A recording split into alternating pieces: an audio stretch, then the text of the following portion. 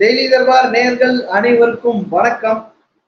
இன்னொரு பரபரப்பான தொகுதியின் சர்வே ரிசல்ட்டோட நம்ம இருக்கிறோம். 40 தொகுதிகளுக்கான எக்ஸிட் போல் சர்வேல பல தொகுதிகளில் நாம் திமுக கூட்டணி கட்சிகள் தான் வெல்லும் அப்படின்னு சொல்லியிருக்கோம்.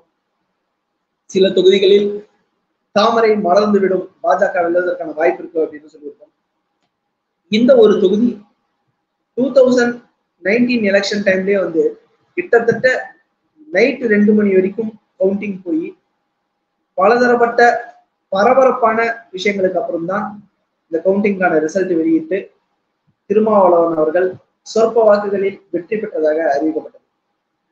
சிதம்பரம் தொகுதியை பொறுத்த வரைக்கும் திருமாவளவன் அவர்களுடைய எப்பவுமே ஒரு ஸ்டாண்டர்டான தொகுதி அப்படின்னாலும் அங்கே திருமாவளவன் அவர்களுக்கு வெற்றி அவ்வளவு சுலபமாக வருவதில்லை. இந்த முறையும் திருமாவளவன் அவர்கள் கடுமையான போட்டியை தான் சந்திப்பார் அப்படின்ட்டு நம்ம ப்ரீ அனாலிசிஸ்ல சொல்லியிருந்தோம். ஆனால் அங்கே ஒரு செக் பாயிண்ட் வச்சிருந்தோம். கடுமையான போட்டியை சந்தித்து இருக்க வேண்டிய திருமாவளவன் அவர்கள் கடுமையான போட்டி கொடுத்து இருக்க வேண்டிய அதிமுக மற்றும் பாஜகவின் கடைசி கட்ட சொதப்பல்களால் முதலிடம் கம்ஃபர்டபுளா பெற்றுடுவார் அப்படின்னு நம்ம சொல்லியிருந்தோம். காரணம் என்னவென்றால் பாஜக சார்பாக தடா பெரியசாமி அவர்கள் வேட்பாளராக களமிறக்கப்படுவார் என்று எதிர்பார்க்கப்பட்ட சமயத்தில் வேலூர் முன்னாள் அதிமுக மேயரான கார்த்திகேயன் அவர்கள் களமிறங்குகிறார்.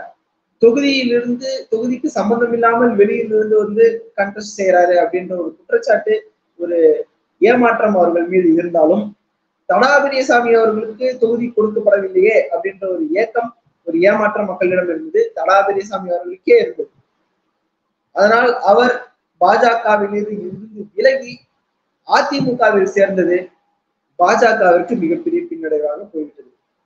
இங்கே ஒருவேளை பாஜக மற்றும் அதிமுக கூட்டணி இருந்திருந்தால் நிச்சயமாக திருமாவளவன் அவர்கள் தோற்பதற்கான வாய்ப்பு கூட நிறையவே இருந்தது. ஆனால் அந்த கூட்டணியின் பிளவு, பாஜகவின் சொதப்பல்கள், தடா பெரியசாமி அவர்களின் விலகல் இதெல்லாம் சேர்ந்து திருமாவளவன் அவர்களுக்கு ஒரு கம்ஃபர்டபுளான வெற்றியை தான் கொடுக்க போகிறது நம்மளால புரிஞ்சுக்க முடியுது. திருமாவளவன் அவர்கள் இந்த முறை நைட்டு 2 மணி வரைக்கும் கஷ்டப்பட்டு முடிச்சிருந்தெல்லாம் ரிசல்ட்டுக்கு காத்திருக்க தேவையில்லை. இந்த முறை ஒரு கம்ஃபர்டபுளான வெற்றி வந்து திருமாவளவன் பெறப்போகிறார் அப்படின்றதுதான் இந்த சர்வே முடிவுகளாக தெரிகிறது. ஆனால் 2ஆம் இடம் யார் வரப்போகிறார் அப்படின்னு பார்க்கும்போது அதிமுக ஒருவர் போல இருந்தாலும் இங்கே பாஜக 2ஆம் இடம் வருவதற்கான வாய்ப்புகள் இருக்கிறது. சொல்ல போனா அந்த 2ஆம் இடத்தை வந்து நம்ம டஃப்னு தான் கால் பண்றோம்.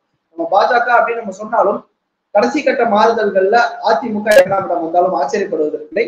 காரணம் என்னவென்றால் அதே தடா பெரியசாமி விஷயம். தடா பெரியசாமி என்ற மனிதருக்கான வாக்கு வங்கி அங்கு நன்றாகவே இருந்தது.